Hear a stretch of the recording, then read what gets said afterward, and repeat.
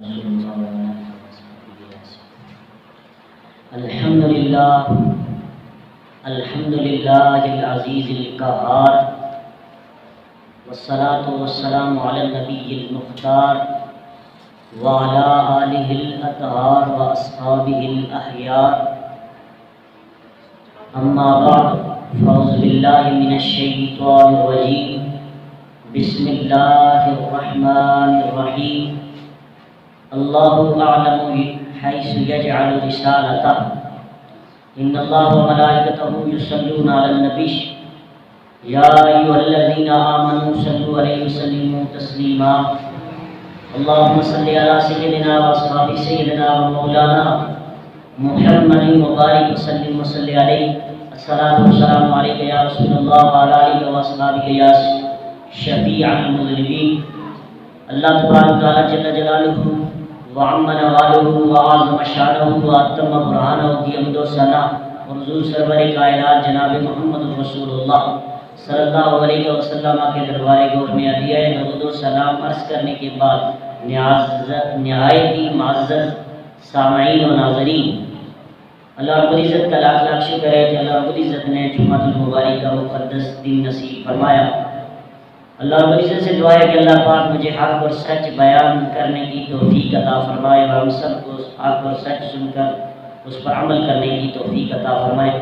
حضرات محترم، گزشتہ جمعۃ المبارک جیسا کہ میں نے آپ احباب کے سامنے حواس نبوی صلی اللہ علیہ وسلم کے حوالے سے کہ انبیاء اور نبوت کے جو حواس ہیں اس حوالے سے آپ کے سامنے حضور کی قوت سماعت کے حوالے سے کچھ باتیں آپ احباب کے سامنے قرآن و سنت کی روشنی میں بیان کی تھی۔ جس طرح یہاں میرے نبی علیہ السلام کی حواس نبوی میں حضور علیہ السلام کی شان کو بھی بیان کیا جا رہا ہے، ساتھ ہی اہل سنت کے اعتقادی معاملات کو بھی بیان کیا جا رہا ہے تاکہ ہمارا عقیدہ پختہ ہو نبی کی ذات کے حوالے سے، نبی کی شان کے حوالے سے، اور اس سے ہمارے دل میں حضور علیہ السلام کی مزید محبت ابھرے گی ان عنوانات کے سبب سے۔ تو اللہ رب العزت سے دعا ہے کہ اللہ پاک ہم سب کو حضور کے ساتھ سچا عشق اور پیار کرنے کی توفیق نصیب فرمائے۔ حضرات محترم، گزشتہ جمعۃ المبارک آپ احباب کے سامنے بخاری شریف کے اندر سے حدیث نمبر 418 بیان کی تھی کہ جس میں میرے مصطفیٰ کریم علیہ السلام نے قسم کھا کے ایک بات بیان کی تھی کہ فواللہ ما علی رکوعکم ولا خشوعکم، میں قسم کھا کے کہتا ہوں کہ جس طرح میں تمہیں آگے دیکھتا ہوں اسی طرح میں تمہیں پیچھے بھی دیکھتا ہوں۔ تو یہ عقیدہ آج اہل سنت کو اللہ رب العزت نے عطا کیا، اور اس عقیدے پر میرے نبی علیہ السلام نے 1400 سال پہلے قسم کھائی ہے۔ اب پتہ یہ چلا کہ آج جن عقائد اور نظریات کا انکار کیا جا رہا ہے میرے نبی کو اس وقت بھی پتا تھا، اس لیے میرے نبی نے ہمارے عقیدوں کے اوپر مور تصدیق کر کے میرے نبی نے قسم اٹھا کر فرمایا، میں اللہ کی عزت کی قسم کھا کے کہتا ہوں، قسم اٹھا کے کہتا ہوں کہ جس طرح میں تمہیں پیچھے دیکھتا ہوں اسی طرح آگے دیکھتا ہوں، جس طرح آگے دیکھتا ہوں اسی طرح تمہیں پیچھے دیکھتا ہوں۔ اور اگلا اللہ فرمایا تمہارے رکوع بھی مجھ سے پوشیدہ نہیں اور تمہاری خشوع بھی مجھ سے پوشیدہ نہیں۔ رکوع تو سمجھ آتے ہیں دیکھنے میں، بندہ رکوع کرتا ہے، لیکن خشوع اس چیز کو کہتے ہیں جو بندے کے دل کے اندر ہو، خشوع و خضوع والی حالت۔ تو اس حوالے سے اللہ رب العزت کہ نبی علیہ السلام نے قسم کھا کے کہا کہ تمہارے دل کی خشوع والی حالت، دل کی کیفیت کو بھی اللہ کی عزت کی قسم میں اللہ کی عطا سے جانتا ہوں۔ اب یہاں پر یہ روایت آپ احباب کے سامنے گزشتہ جمعۃ المبارک بیان کی کہ میرے نبی کہاں تک دیکھ سکتے ہیں۔ اب آگے دوسری حدیث آپ احباب کے سامنے پھر میں بیان کروں گا، اور اس حدیث کے اندر بھی اہل سنت والجماعت کے عقائد کا بھی پتہ چلے گا، اور ساتھ میرے نبی نے میرے نبی کے دیکھنے کی قوت کا بھی پتہ چلے گا، اور ساتھ بتاتا چلوں کہ اس حدیث کے اندر بھی میرے نبی نے کتنی قسمیں کھا کھا کر اپنی شان کو بیان کیا ہے۔ کیوں قسم کھائی ہے؟ یاد رکھیے، آج میں قسم کھاؤں تو لوگوں کو یقین آ جاتا ہے، آج کوئی بڑا بندہ قسم کھائے لوگوں کو یقین آ جاتا ہے۔ میرے نبی نے 1400 سال پہلے قسم کیوں اٹھائی؟ اس لیے کہ میرے نبی کو پتا تھا کہ 1400 سال پہلے بعد میرے جانے کے بعد کچھ لوگ ان عقائد کو نہیں مانیں گے، میری ان شانوں کو نہیں مانیں گے۔ آج میں قسم کھا کے اپنی شان کو منوا کے جا رہا ہوں تاکہ کوئی میری شان کو نہ ماننے والا اتنی تو حیا رکھتا ہو بھائی قسم کو اٹھانے والا ہے۔ تو یعنی کہ عقیدے کی پختگی کے لیے میرے نبی نے اس حدیث کے اندر جو بھی میں آپ کے سامنے بیان کرنے لگا ہوں کہ جس میں میرے نبی نے کئی قسمیں کھا کر اہل سنت کی عقیدے کو بھی بیان کیا اور اپنی شان کو بھی بیان کیا۔ آئیے میں اب حدیث کے نمبر آپ کے سامنے پیش کرنا چاہتا ہوں تاکہ دلائل سے بات ہماری آگے چلے، تاکہ ہم جو بیان کر رہے ہیں یہ قرآن اور حدیث میں موجود ہے۔ تو سنیے، بخاری شریف کے اندر حدیث نمبر 6590 انٹرنیشنل نمبرنگ کے مطابق یہ حوالہ آپ کے سامنے بیان کر رہا ہوں۔ دوسرے مقام پر بخاری شریف کے اندر 1344، تیسرے مقام پر بخاری شریف کے اندر 3596، چوتھے مقام پر 4042 اور پانچویں مقام پر 4085 اور چھٹے مقام پر یہی بخاری شریف کے اندر 6436، یعنی کہ 6 مقام پر بخاری کے اندر یہ حدیث موجود ہے۔ اب حدیث کیا ہے سنیے اور مچل جائیے کہ میرے نبی نے آج ہمارے عقیدوں پر جو اعتراض کیے جا رہے ہیں اور نبی کی شان پر اعتراض کیے جا رہے ہیں، میرے نبی نے اپنی شان کو اور اہل سنت کے عقیدوں کو قسم کھا کے بیان کیا ہے۔ اس سے بڑا عقیدہ سچا کون سا ہو سکتا ہے کہ نبی اگر ویسے بات کریں کوئی انکار کرے کافر ہو جاتا ہے، اور اگر جہاں نبی قسم کھا کے کسی کو سمجھائیں تو انکار کرنے والا ڈبل کافر ہو جاتا ہے۔ آئیے ذرا سنیے، میرے آقا کریم علیہ الصلوۃ والسلام حدیث کے اندر آتا ہے بعد 80، 8 سال بعد میرے نبی علیہ الصلوۃ والسلام نے صحابہ فرماتے ہیں کہ ہر سال کے بعد میرے نبی کیا کرتے تھے، ہر سال کے بعد میرے نبی شہداء احد کے میدان میں جو شہداء اولیاء کرام شہید ہوئے ان کی قبروں پہ میرے نبی ہر سال جایا کرتے تھے، ہر سال جایا کرتے۔ اس کی بیک گراؤنڈ میں بتاتا چلوں جہاں پر میرے نبی نے یہ حدیث کے جملے بیان فرمائے۔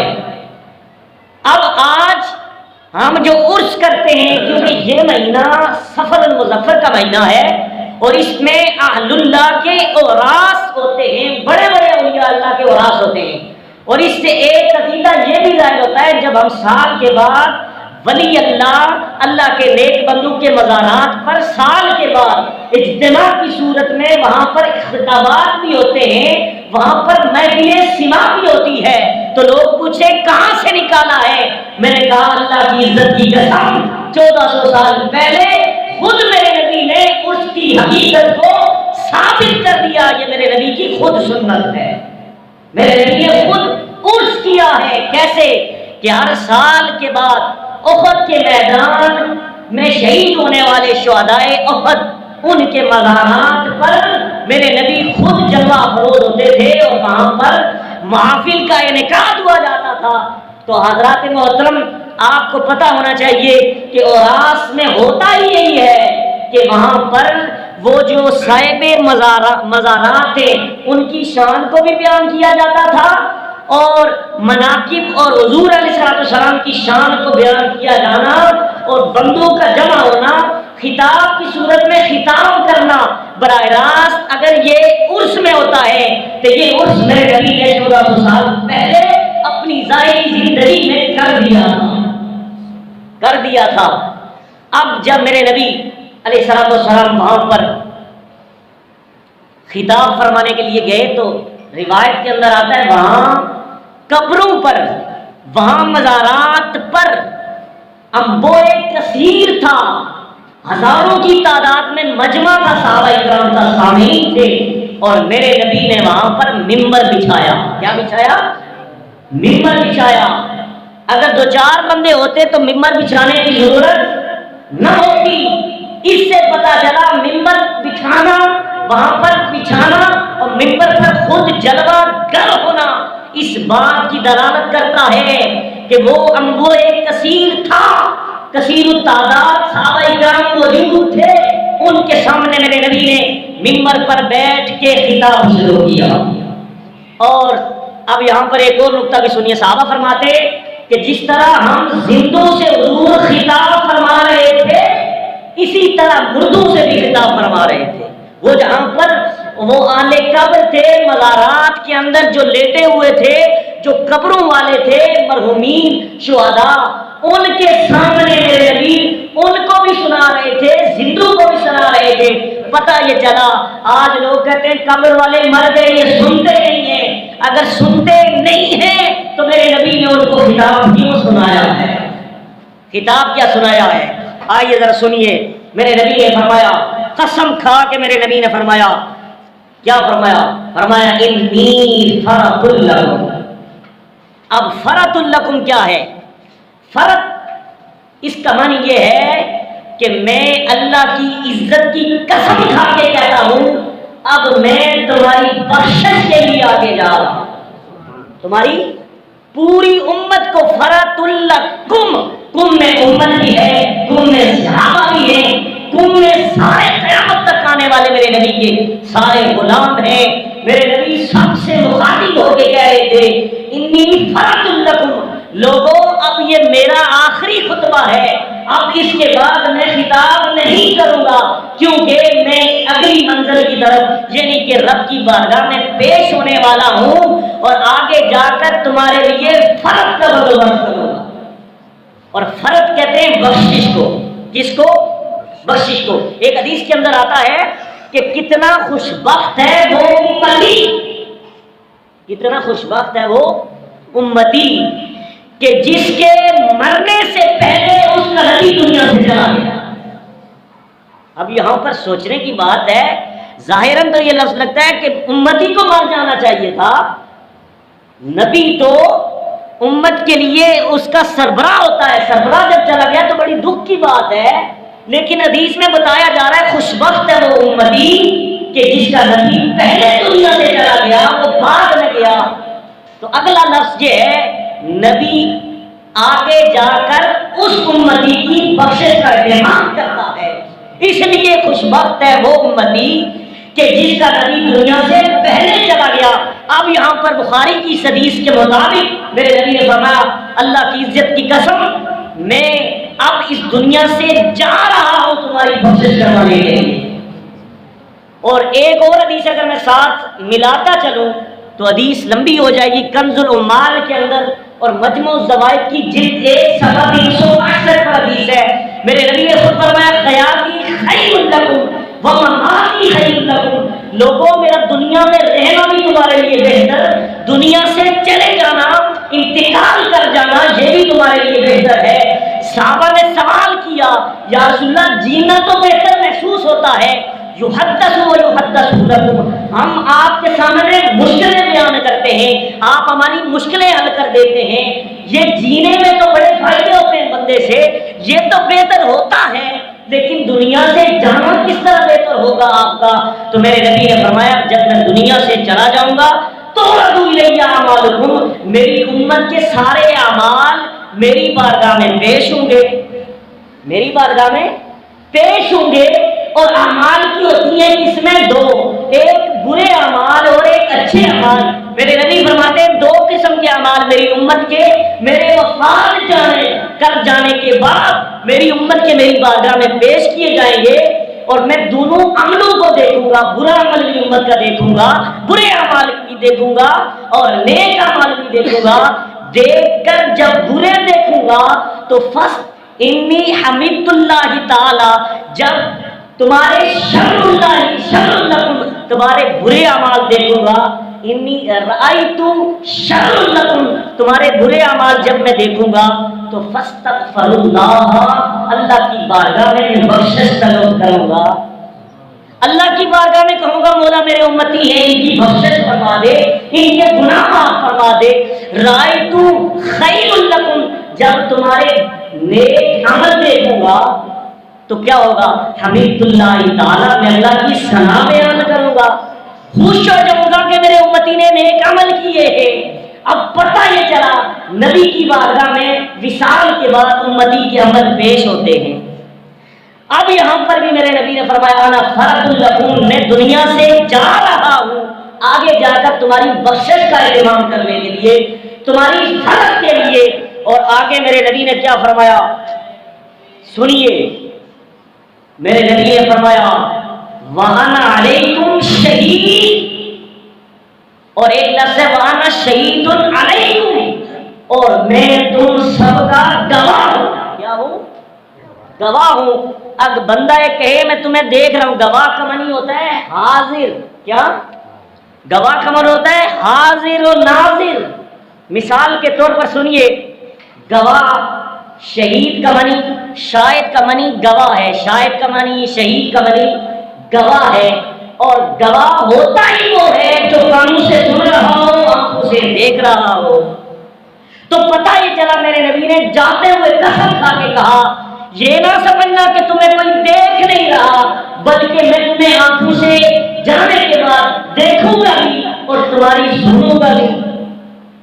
تو پتہ یہ چلا میرے نبی نے قسم کھائی۔ اب ہر نبی اپنی امت کا نگہبان ہے، اس کی نگہبانی کرتا ہے، اس کا شہید ہے، لیکن میرے نبی کی شان یہ ہے، سورہ نساء آیت نمبر 41 قرآن کہتا ہے فَكَيْفَ إِذَا جِئْنَا مِنْ كُلِّ أُمَّةٍ بِشَهِيدٍ وَجِئْنَا بِكَ عَلَىٰ هَٰؤُلَاءِ شَهِيدًا، مِنْ كُلِّ أُمَّةٍ شَهِيدٍ وَجِئْنَا بِكَ عَلَىٰ هَٰؤُلَاءِ شَهِيدًا۔ قرآن کہتا ہے محبوب وہ منظر کیسا ہوگا، وہ منظر کیسا ہوگا جب قیامت کے دن ہر نبی کی طرف سے، ہر امت کی طرف سے ایک گواہ، ایک نبی بنایا جائے گا، اور پھر سارے نبیوں کی امت اور آپ کی امت پر آپ کو گواہ بنایا جائے گا۔ تو پتہ یہ چلا میرا نبی تو ساری امتوں کا گواہ ہے، سارے نبیوں کا گواہ ہے۔ میرے نبی صرف اپنی امت کی گواہ نہیں رکھتے، گواہی نہیں دیں گے اور اسے دیکھ نہیں رہے، سن نہیں رہے، بلکہ باقی جو امتیں گزری سارے نبیوں کی، ان کی بھی نگہبانی میرے نبی فرماتے رہے۔ حضرات محترم، میرے نبی نے قسم کھا کے کہا واللہ انی فرۃ لکم واللہ اوتیت لمفاتیح علی خزائن الارض، اللہ کی عزت کی قسم، ساری کائنات کے جتنے بھی خزانے ہیں ساروں کی کنجیاں چابیاں میرے ہاتھ میں ہیں، سارے خزانوں کی چابیاں میرے ہاتھ میں ہیں۔ اب جو بھی خزانہ لینے کے لیے جائے گا تو اس کو نبی کے پاس جانے کی ضرورت پڑے گی، وہ نبی کے بغیر خزانہ لے نہیں سکتا، اور اگر لے گا تو اسے تالا توڑنا پڑے گا، اور تالا چابی والے کے پاس ہوتا ہے اور چابی والا خود مختار ہوتا ہے، اور اگر جو تالا توڑ کے جائے گا ہم اسے چور کہیں گے۔ کیا کہیں گے؟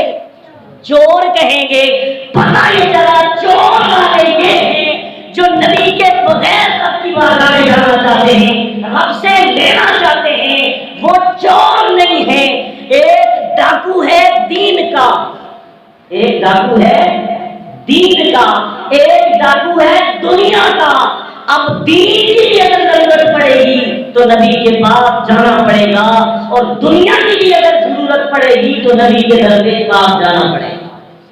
حضرات محترم، اس میں میرے نبی نے قسم کھا کے کہا، فرمایا انا شہید علیکم، میں قسم کھا کے کہتا ہوں میں تم سب کا گواہ ہوں۔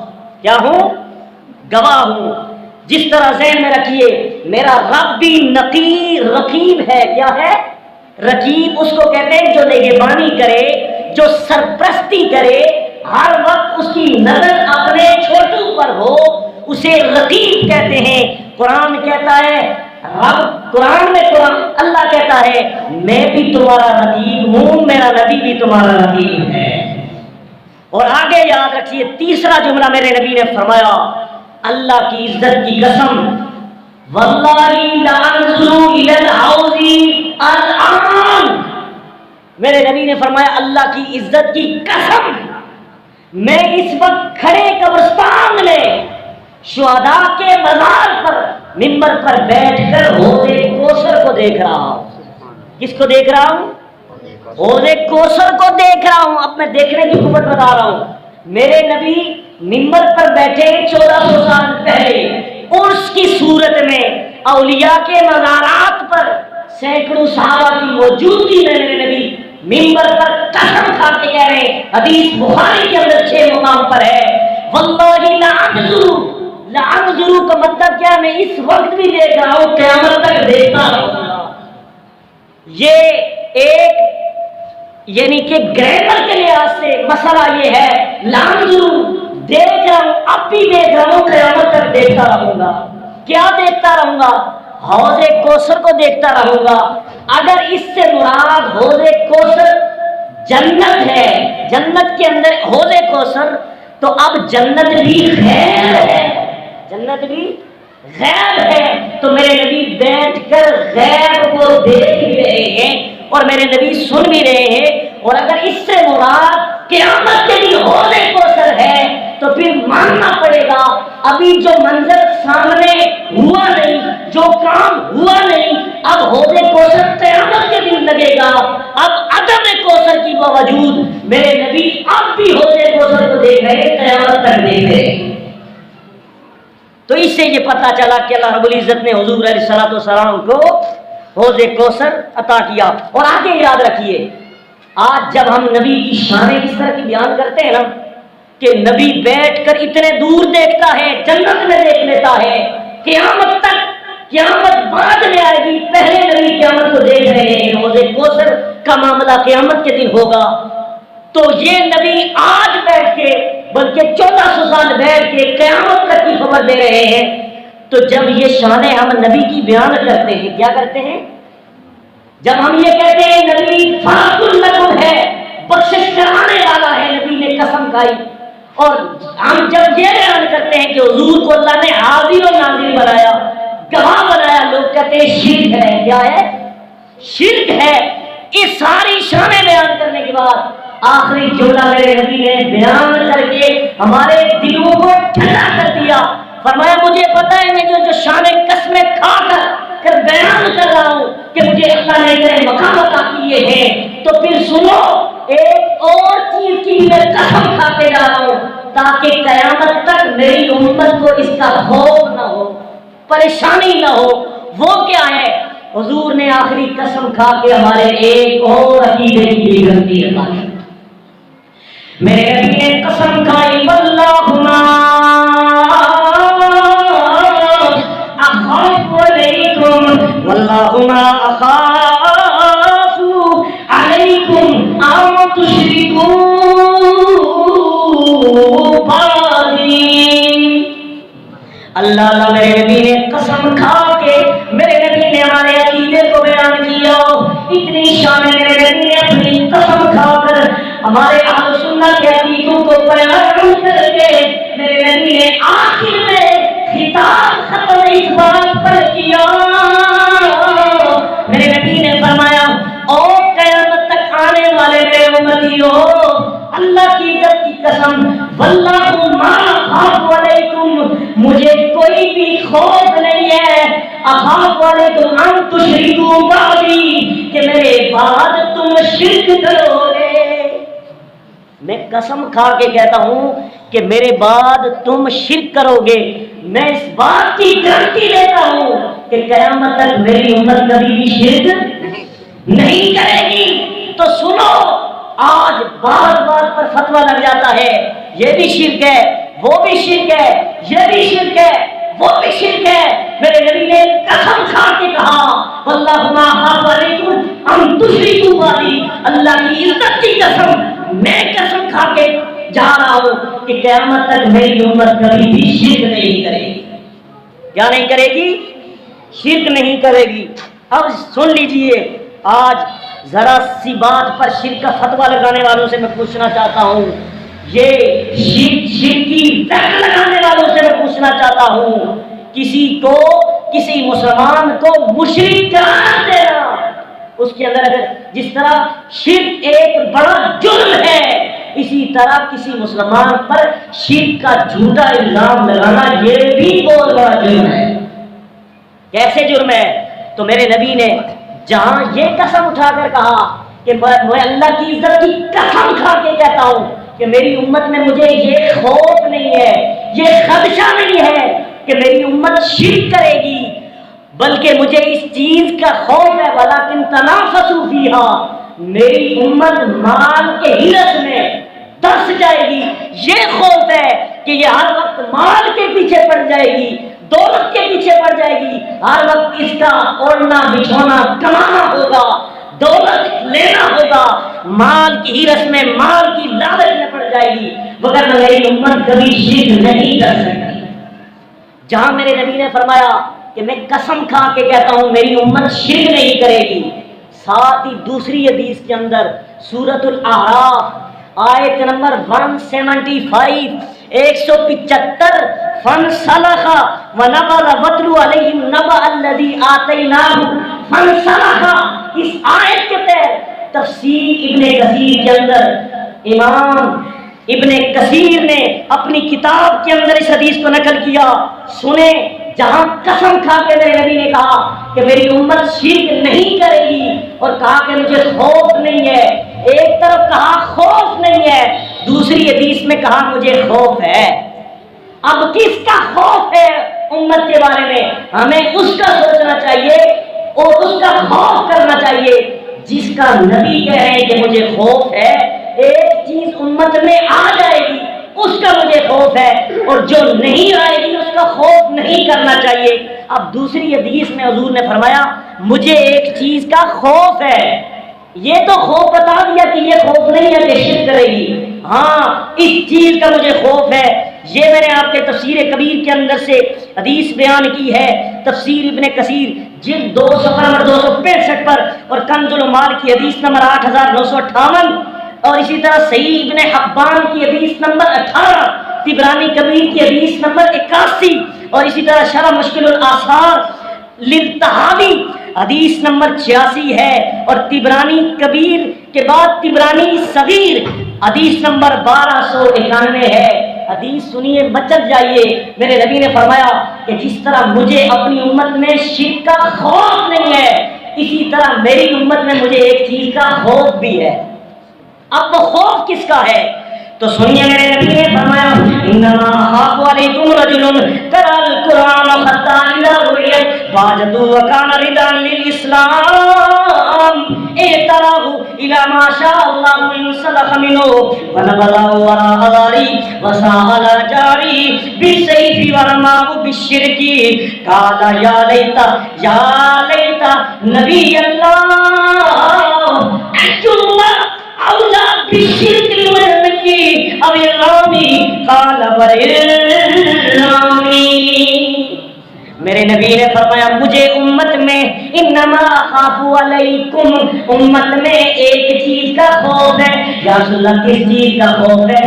میں دیکھ رہا ہوں میری امت میں، کیونکہ دیکھنے کی قوت بیان کر رہا ہوں، میرے نبی فرمائے میں دیکھ رہا ہوں اور مجھے ایک چیز کا خوف ہے کہ میری امت میں ایک گروہ آئے گا، ایک گروہ آئے گا، اس کا کام کیا ہوگا؟ قرأ القرآن، وہ قرآن پڑھے گا، حتی اذا رؤیت وعدۃ وکان ردا للاسلام، وہ ہر وقت اسلام کی باتیں کرے گا، دین میں یہ آیا، قرآن میں یہ آیا، حدیث میں یہ آیا، فلاں میں یہ آیا، لوگوں آؤ دین کی طرف، آؤ دین کی باتیں کرنے، یہ ساری باتیں کرنے کے بعد اس کا اٹھنا بیٹھنا دین بن جائے گا، اسلام بن جائے گا۔ کہا رجل، وہ بندہ ہوگا، وہ جماعت ہوگی، ایک قوم ہوگی جو دین کی باتیں کرے گی، قرآن کا نام لے گی، حدیث کا نام لے گی، پھر کیا ہوگا؟ میرے نبی نے فرمایا مجھے اس بات کا خدشہ ہے ایک ایسا وقت اس پر آئے گا کہ وہ قرآن کو پشت پیچھے پھینک دے گا، بے ادب ہوگا، گستاخ ہوگا، وہ قرآن کو بھی پشت کے پیچھے پھینک دے گا،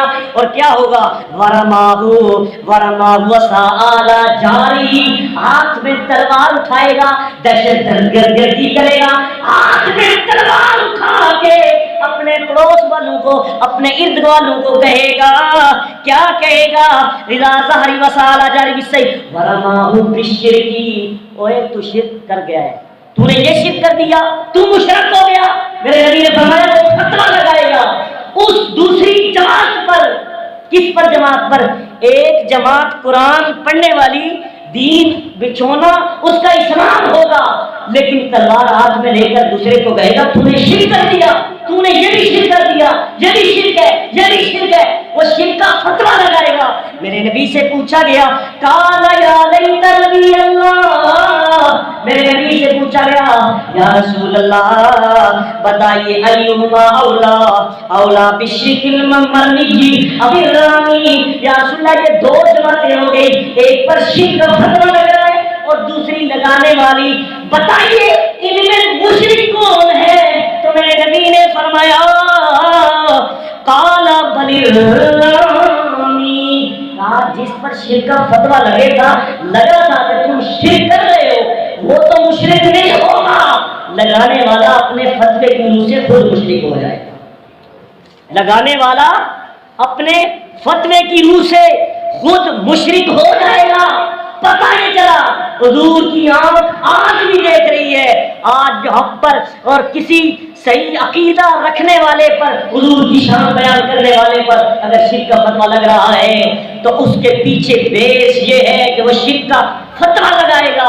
حضرات محترم، آگے ایک اور حدیث میں کے ساتھ ملاتا چلو، یہ اتنا پرانا کام ہے کسی پر شرک کا فتویٰ لگانا کہ میرے نبی نے جب تبلیغ شروع کی تو مدینے میں سب سے پہلے منافقین نے میرے نبی پر شرک کا فتویٰ لگایا، اور وہ بھی تفسیر کبیر کے اندر امام فخر الدین رازی نے اس حدیث کو نقل کیا۔ انشاءاللہ اگلے جمعے وہ بیان کر کے میں آگے پھر انشاءاللہ اپنے موضوع کو لے کر چلوں گا۔